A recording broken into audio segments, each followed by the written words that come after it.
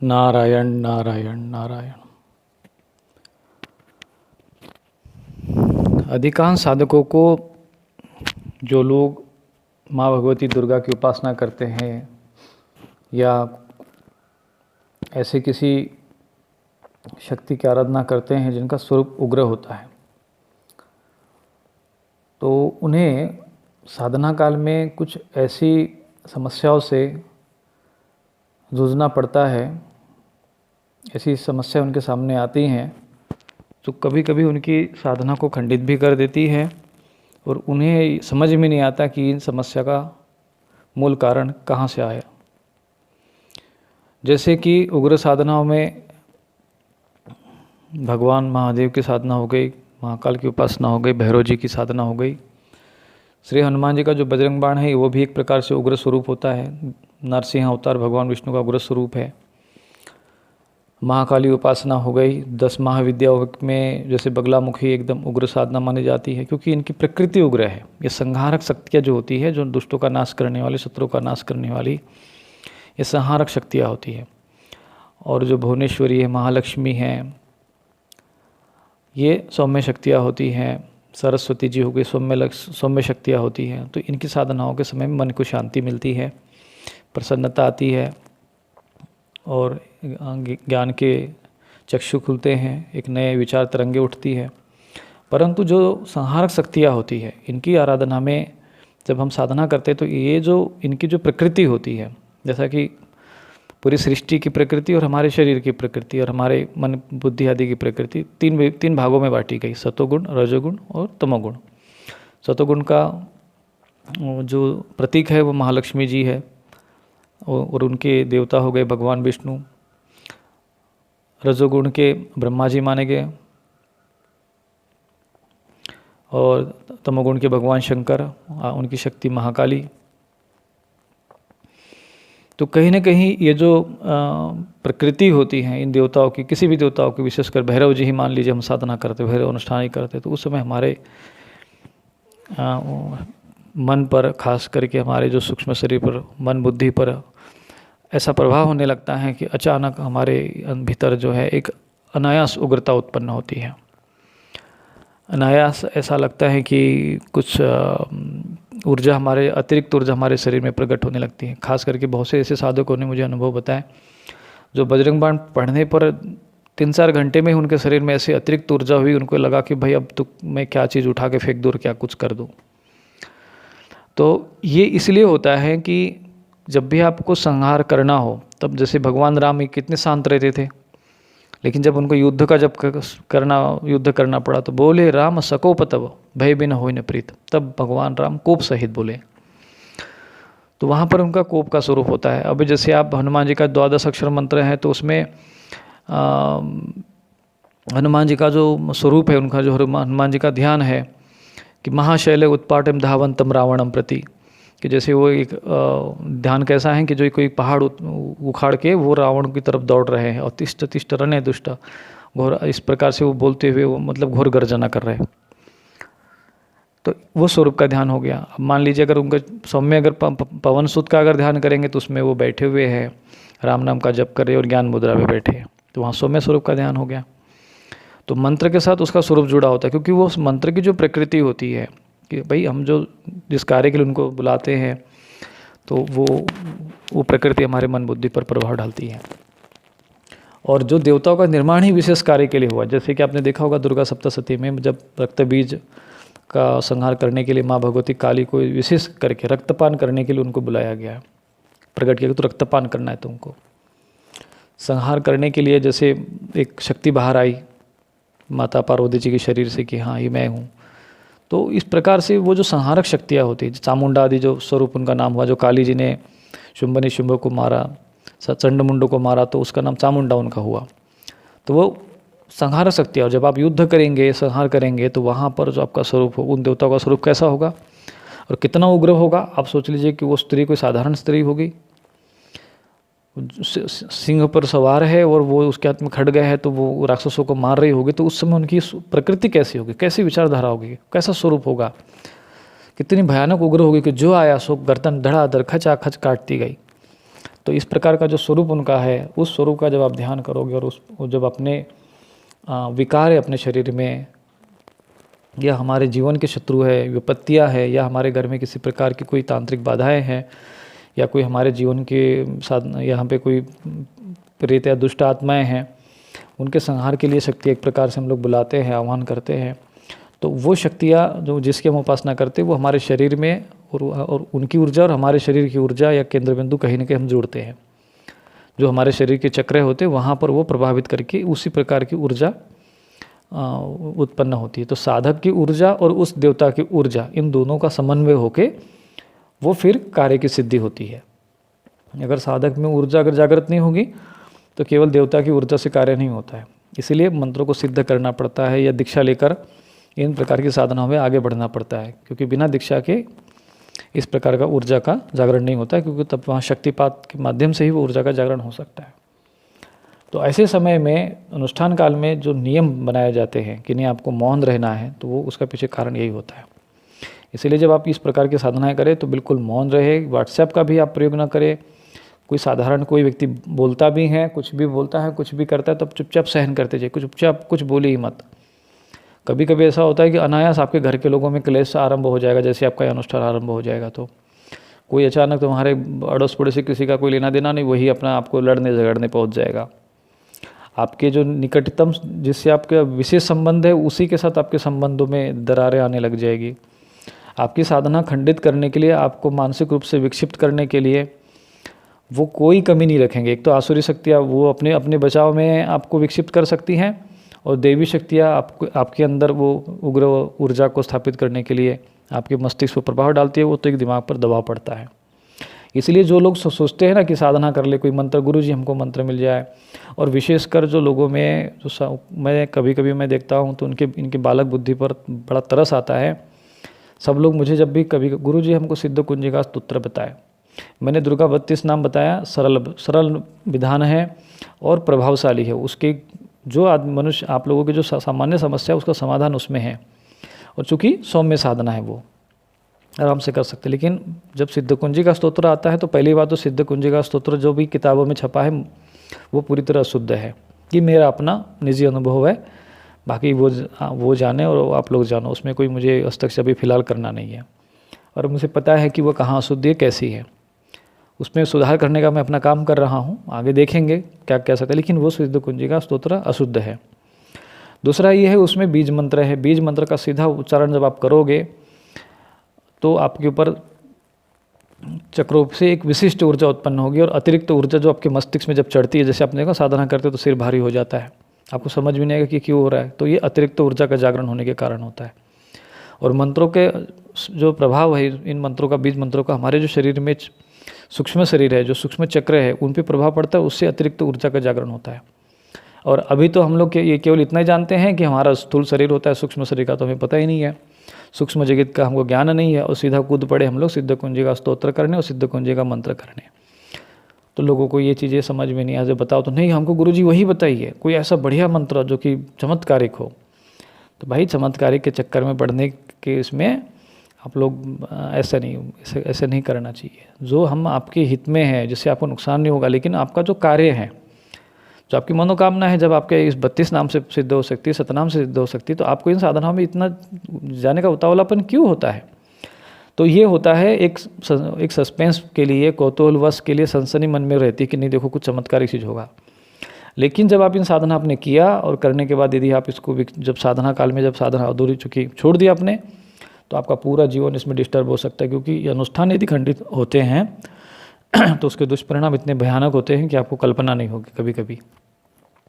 इसलिए जो सौम्य साधनाओं में अगर अनुष्ठान खंडित भी हो गया, कोई दोष भी आ गया, जैसे दुर्गा सप्तशती के बारे में कहा जाता है कि अगर थोड़ी विधि में कमी भी आ गई तो अभी भी कोई दिक्कत नहीं होती है, सरलता से करना चाहिए। दूसरी बात, आप जब संकल्प करते या विनियोग करते हैं तो ज़्यादा आप ऐसी चीज़ें मत जोड़िए, ऐसा संकल्प मत जोड़िए कि जिसमें सांसारिक विशेष कामनाएं नहीं हो।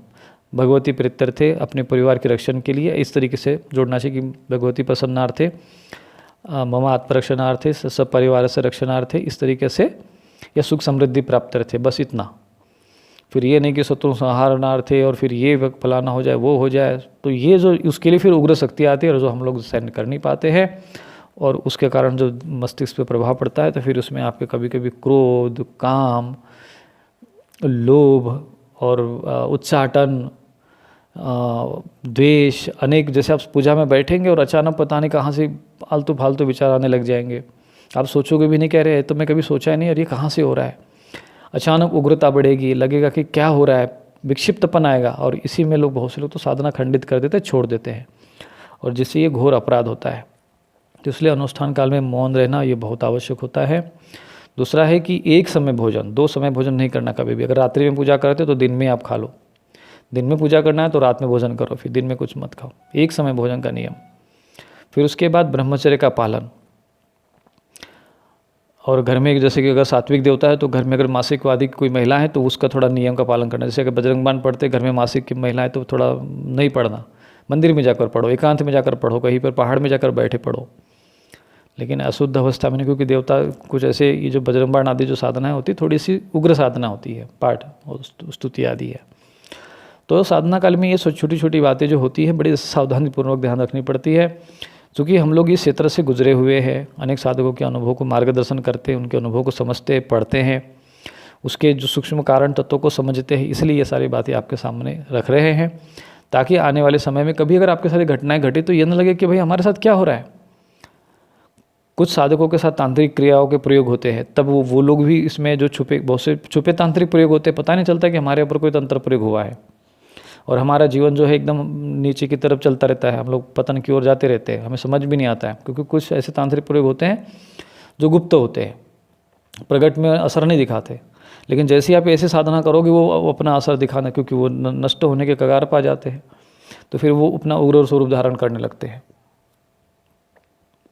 तो ऐसे समय में ये सारी जो समस्या आती हैं, तो एक आपको मार्गदर्शक की आवश्यकता पड़ती है, एक आपके पीछे गुरु, मार्गदर्शक, एक कोई शक्ति आपके पीछे खड़ी होनी चाहिए। अभी जैसे अभी हम लोगों ने सहस्त्र चंडी महायज्ञ करवाया, तो निश्चित रूप से मैं निरंतर आप लोगों को मैंने उसी संकल्प के साथ जोड़ने को कहा कि आप उस संकल्प के साथ जुड़िए।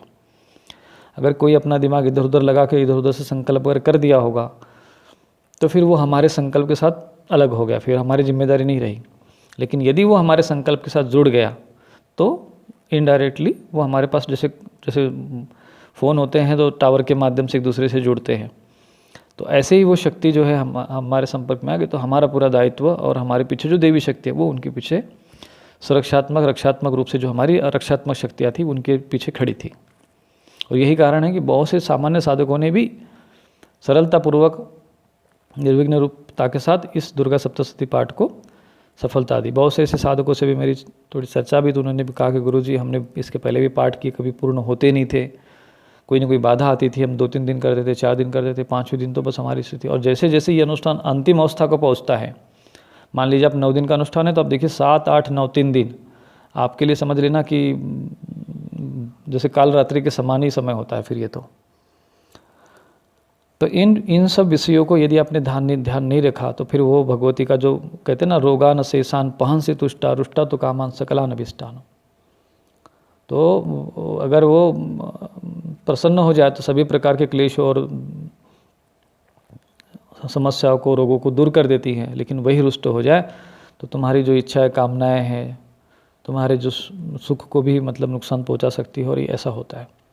अब इसी साधना काल में कभी मेरे साथ भी जब इतना बड़ा यज्ञ हुआ तो एक प्रकार का हमारे ऊपर इतना प्रेशर था, इतना दबाव था कि हम कल्पना नहीं कर सकते। और उस प्रेशर और दबाव को, चूँकि ये एक वैश्विक स्तर पे जो है एक ऊर्जा को उत्पन्न करना था, वैश्विक स्तर का अनुष्ठान था, और वो जो संकल्प होता है तो उसके लिए अतिरिक्त तो हमारी जो अपनी साधना की ऊर्जा है वो उसमें जुड़ जाती है। और जो आसुरी तत्वों का जो प्रभाव होता है, जो जैसे आप लोगों को आप हमारे नियंत्रण में साधना कर रहे हैं तो आपकी सुरक्षा करना, आपका ध्यान रखना, ये हमारी जिम्मेदारी बनती है। तब फिर गुरु को भी वो सब चीज़ें, या जो जैसे अगर कोई शिष्य हो, दीक्षा अगर लिया हो तो गुरु को झेलना पड़ता है, कोई मार्गदर्शक है तो उसको भी झेलना पड़ता है। कभी कभी तो अभी हमारे मित्र संत हैं, वो किसी के यहाँ तांत्रिक कोई बाधा रही उसको ठीक करने चले गए, हवन वगैरह पूजा पाठ करके जैसे ही अपने आश्रम पे पहुँचे तो वहाँ की चीज़ तुरंत ही उनके आश्रम पहुँच गई, खड़ी हो गई उनके सामने। प्रत्यक्ष घटना है, प्रमाण हमारे पास है कि नहीं, हाँ ये सब चीज़ें कि नहीं। फिर वो उनके पीछे पड़ गई, वो कहा कि महाराज हमारे साथ ये हो गया, बताओ मैं कैसे निकलूँ यहाँ से। हम तो गए तो ठीक करने के लिए, लेकिन उसका तो ठीक नहीं हुआ, लेकिन ये मेरे पीछे पड़ गई। कभी कभी मृत्यु तक होती है ऐसे समय में, जो उग्र तांत्रिक क्रिया जब होती है, जब बलि देकर किसी को तांत्रिक क्रिया कर दी जाती हैं, तो उन क्रियाओं से बचना बड़ा कठिन होता है। तो ऐसे समय में आप जब इस प्रकार की साधना करते हैं या कोई अनुष्ठान करते हैं, तो आपके पीछे एक शक्ति होना बहुत जरूरी, मार्गदर्शक होना जरूरी होता है। और इस प्रकार की साधनाओं में एकदम सीधा कूदना नहीं चाहिए। वडवानर स्तोत्र है, मैं कहता हूँ भाई बजरंग बाण पढ़ो, हनुमान चालीसा पढ़ो, सौम्य है। बजरंग बाण थोड़ा सा उग्र है, परंतु नियम का पालन करते हुए करो तो कोई इसमें समस्या नहीं, क्योंकि हनुमान जी कल्याणकारी देवता है। बस थोड़ा सा जो महिलाओं का जो मासिक अवस्था का जो होता है वो थोड़ा ध्यान रखना है, और मांसाहार नहीं करना, और गलत कार्य के लिए प्रयोग नहीं करना, क्योंकि वो साधु संत के लिए, साधु संत के तुम रखवारे, सज्जन लोगों की रक्षा करने वाले हैं। दुष्ट आदमी ऐसा नहीं कर सकता। दुष्ट आदमी है, उसकी मानसिकता गंदी है, दूषित है, वो ये सब मंत्र करने लग जाए। जैसे बहुत से लोग पीताम्बरा माता की उपासना करते हैं, दुष्ट लोग भी करते हैं, लेकिन उन मूर्खों को ये नहीं पता होता है कि पीताम्बरा माता विशेषकर केवल दुष्टों का संहार करने के लिए आई है। सर्वदुष्टानाम, उसका काम है सर्वदुष्टा का नाश कर। क्या करती है? बुद्धि विनाश है, दुष्ट की बुद्धि का नाश करने वाली है। तो बेटा अगर तुम स्वयं ही दुष्ट प्रकृति के रहोगे, तुम्हारे अंदर ही अगर वो कहीं ना कहीं दुष्टता का भाव रहेगा, तो सबसे पहला तो आहार तुम ही बनोगे ना, क्योंकि तुम सबसे नज़दीक निकट के। लेकिन नहीं, ये चीज़ें कहाँ समझ में आती नहीं, उनको लगता है कि हम करेंगे तो करें, कोई दिक्कत नहीं है। अपना सर्वनाश जो है, बहुत से लोग स्वयं उसको निमंत्रण जो है, कुछ लोग ऐसे समय में फिर आदमी की बुद्धि का विनाश हो जाता है। और फिर बुद्धि का विनाश होता है तो बस जाए तो विषान पुंसा संगस्ते सुबह जाए थे, संगा संजायते काम कामात क्रोधो भी जाए थे, क्रोधात भवति सम्मोह सम्मोहात बुद्धि विभ्रंश बुद्धि नाशात प्रणश्यति। फिर क्रोध उत्पन्न होता है, फिर उससे क्रोध से सम्मोह उत्पन्न होता है, उसके बुद्धि का नाश होता है, सब बुद्धि से फिर अपना नाश होता है। तो फिर आदमी बुद्धि विवेक काम करती नहीं है, चिंतन दूसरा चलने लगता है, विपरीत विनाश काले विपरीत बुद्धि के विपरीत चिंतन होता है। जो उसका कल्याणकारी हो, जो उसका हितैषी हो, उसी के फिर प्रति मन में द्वेष उत्पन्न होने लगता है। बहुत से साधकों के साथ ये ऐसा भी मैंने देखा है कि जब इन उग्र इस प्रकार के साधन है, जब उनके अनुष्ठान अधूरे रह जाते हैं, तो फिर वो उनके उच्चाटन उनको होने लगता है, या फिर वो आसुरी शक्तियाँ जो उनके गुरु हैं या उनके जो हितैषी है, जो भी उनके प्रति द्वेष उत्पन्न करने लग जाते हैं। तो इसलिए उग्र साधनाओं में साधना करने के पहले सोच समझ कर ही कदम रखना चाहिए। मैंने हमेशा आप लोगों से कहा, छोटी छोटी बातें आप लोगों को सिखाई, और मैंने आपका ध्यान रखा पूरी तरीके से, क्योंकि मुझे मालूम था कि अनुष्ठान करना है तो आपको किस प्रकार से सुरक्षा करनी है। इसलिए मैंने जो भी इस पाठक के रूप में जुड़े, तो मैंने सबसे पहले उनको देवी कवच सिद्ध कराया, ताकि वो सभी प्रकार से रक्षा हो। फिर मैंने आपको दिग्बंधन के बारे में बताया, फिर आपको षटकर्म में भी एक रक्षाकरण का विधान होता है, वो तीनों चीज़ें आपको बताए पहले मैंने। तो सबसे पहले अपनी सुरक्षा बहुत आवश्यक होती है कि इस प्रकार की चीज़ें आपके अगर साधना करने के पहले इन सब चीज़ों की करना पड़। जैसे अपन विमान में बैठते तो सेफ्टी बेल्ट बांध देते हैं, पहले कहते हैं हाँ सेफ्टी बेल्ट बांधो भाई अपने अपने जगह पे। तो ऐसी सुरक्षा कवच भाई मिलिट्री वाले भी, और आगे बढ़ते तो पहले अपना वो कवच पहन लेते हैं। तो एक प्रकार से हम लोग ये आसुरी शक्तियों जो, या हमारे इसमें जो एक प्रकार से राष्ट्र पर जो आक्रमण था, एक सूक्ष्म दैवी संकट था, ये आसुरी शक्तियों का संकट आक्रमण था, तो उसके विपरीत हमारा ये संकल्प था। हमारे राष्ट्र के जो अज्ञात शत्रु हैं तो उनको कैसे, तो उसके लिए एक प्रकार से हम लोग एक देवी युद्ध लड़ रहे थे। जैसा कि मैंने आपको पहले भी कहा था कि हमें एक देवी युद्ध लड़ना है, और आने वाले समय में हमको और बड़ा युद्ध लड़ना है, क्योंकि सूक्ष्म जगत में इस प्रकार का जो प्रयोग हो रहा है, इसको हमें रोकने के लिए अब हमें घर से ही, आप जैसे साधकों के द्वारा आपको ही, आप में से ही कोई एक आध चेतना हमें प्राप्त करनी पड़ेगी, प्रकट करनी पड़ेगी, और आप ही के माध्यम से हमको इसमें इस कार्य को सफलता देनी पड़ेगी। आपको ही एक देवीय योद्धा का रूप में वो कार्य करना पड़ेगा, और वो चेतना आप में है। एक गृहस्थ साधक जो परिश्रम का अगर अन्न खाता है और ईमानदारी का जीवन जीता है, उसके अंदर वो ज़्यादा सफल होता है।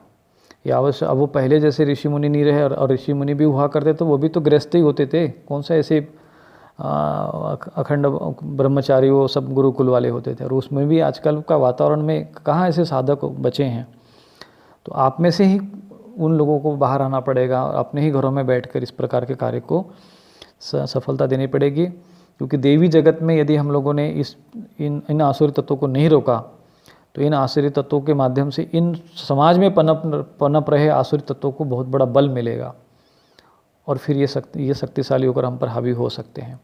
तो इनको संहार करने के लिए इनको जो आसुरी जगत हैं उसमें जो आसुरी तत्व हैं इनका नाश करने के लिए हमें इस प्रकार की शक्ति उपासना का, हमें ये देवी उपासना है, माँ भगवती की उपासना है, ये हमें करनी होगी। तो अभी तो हम लोगों ने सहस्त्र चंडी यज्ञ के माध्यम से ये कार्य किया। आगे हम लोग इसको लक्ष्य चंडी और फिर उसके बाद कोटि चंडी के रूप में हमें बड़ा कार्य करना है। तो उसका भी आगे चल के सामने वो सब विषय आपके सामने आएंगे। तो आप लोग ऐसे ही साथ में बने रहें।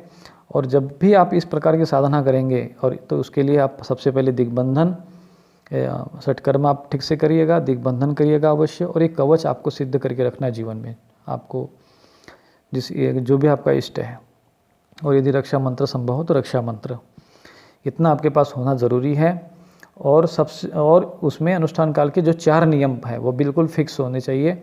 आप इसमें किसी भी प्रकार की कोताही मत बरतना, किसी भी प्रकार का कोई उल्लंघन मत करना। एक तो आपको भूमि शयन करना चाहिए, और भूमि शयन भी जब आप करो तो उसी जगह पे करो जहाँ आप अनुष्ठान करते हो, खास करके पूजा घर में ही। नियम यही होता है कि जहाँ आपने पूजा की उसी के बगल में अपना एक कंबल बिछा दीजिए ज़मीन पर, एक तकिया रखिए और बस अपना वही सो जाइए। साधारण तखत पे न सोए, पहला काम। दूसरा है एक समय भोजन, मौन। और मान लीजिए अगर मान लो ऐसी कोई परिस्थितियाँ है घर गृहस्थी में आपको सारा काम भी करना है, मौन भी नहीं, तो फिर एकदम बहुत कम। और ख़ासकर इसमें ये सब ऐसे लोगों से तो बिल्कुल ना करें जिनसे आपका बहुत ज़्यादा निकटतम संबंध है, क्योंकि उनके साथ भावनाएं जुड़ी होती हैं। अगर वो कहीं ना कहीं वो उनके माध्यम से भी आपके साथ आसुरी तत्वों का आपके ऊपर प्रहार हो सकता है। तो ये सारे जो विषय हैं ये इतने सूक्ष्म होते हैं कि जो हमें समझ में आते नहीं हैं।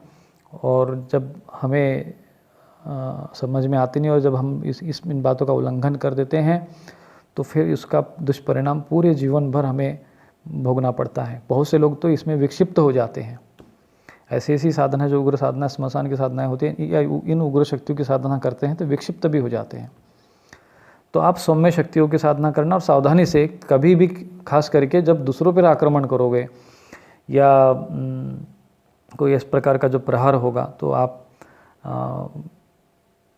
सावधानी से रखना। और उग्र साधना, खासकर महाकाली साधना आप कर रहे हैं, भैरव साधना कर रहे हैं, महाकाल उपासना कर रहे हैं, तो इन साधनाओं में तो निश्चित रूप से आपके अंदर वो उग्रता उत्पन्न होगी। और जब ये उग्रता आपके अंदर आएगी तो आप उसको, यदि आपने ये नियमों का पालन नहीं किया तो फिर आप उस ऊर्जा को झेल नहीं पाएंगे। और ऊर्जा फिर वो, चूँकि उस साधना काल में, अनुष्ठान काल में एक बहुत विचित्र परिवर्तन आपके शरीर में होता है। मन, बुद्धि और मस्तिष्क परिवर्तित होता है और उस तत्वों के साथ प्रभाव होता है। क्योंकि हम स्वयं साधना किए हैं, उस वातावरण में रहे हैं, हर जगह का अनुभव किए हैं, जीवन में ठोकरें खूब खाई है और खूब कष्ट झेले हैं, तब हम इस साधना क्षेत्र में आज 2 शब्द बोल सकते हैं। ऐसा नहीं है कि हम आज 2 दिन में कोई 2-4 किताबें पढ़ ली हैं और मैं आपको ये चीज़ें मैं बोल रहा हूँ, ऐसा नहीं है। और अनेक लोगों के, साधकों के जीवन में उत्थान पतन, अपने जीवन में भी उत्थान पतन सब कुछ देखा है, तब आज हम 2 बातें आपके सामने वो उस विषय पर रख सकते हैं। तो इन साधनाओं में आप विशेष सावधानी रखना। और अनुष्ठान काल में जैसे मैंने बताया कि एक समय भोजन के साथ साथ मौन और ब्रह्मचर्य और भूमि शयन, ये 4 जो अनुष्ठान के नियम, मुख्य नियम यही होते हैं। हाँ, 2 नियम और होते हैं, थोड़ा सा उसको और ध्यान रखना कि बिल्कुल एक ही समय पर आप बैठना। जैसे अगर आपका ये समय निश्चित है कि आप 8 बजे बैठते हैं आसन पे प्रतिदिन, तो आपको 8 बजने के 2-3-4-5 मिनट पहले ही आपको बिल्कुल तैयार, एकदम घड़ी का एक्यूरेट टाइम पर बैठना है। आपको एक्यूरेट टाइम पर आपका वो अनुष्ठान समाप्त होना चाहिए, क्योंकि वो उसी समय जब देवताओं को मालूम हो जाता है कि ये व्यक्ति इस तरह के इस समय में अनुष्ठान कर रहा है, तो उसी समय से वो शक्ति फिर अपने स्थान से चल पड़ती है। जैसे अगर हम देवी शक्तियों का आगमन होता है, जहाँ अगर आप मंत्र साधना करोगे, जप करोगे, तो सूक्ष्म रूप से उनका आगमन होता है। और अब पता चला कि अब उस अनुष्ठान का समय आपका 8 बजे का था, आपने प्रतिदिन 3-4 दिन तो 8 बजे तक किया, और दूसरे दिन मतलब जैसे 8वें 9वें दिन आ गया, आपने 10 बजे बैठ गए, तब तक आप जो है 8 बजे सोए हुए थे, तो फिर उस समय में वो शक्तियाँ फिर रुष्ट हो जाती है। और एक और नियम होता है अनुष्ठान का, मैं आपको बताता हूँ, बहुत महत्वपूर्ण होता है, वो है पाठ की संख्या। जप की संख्या एक ही होनी चाहिए, एक समय एक स्थान होना चाहिए, ये भी इतना ध्यान रखना।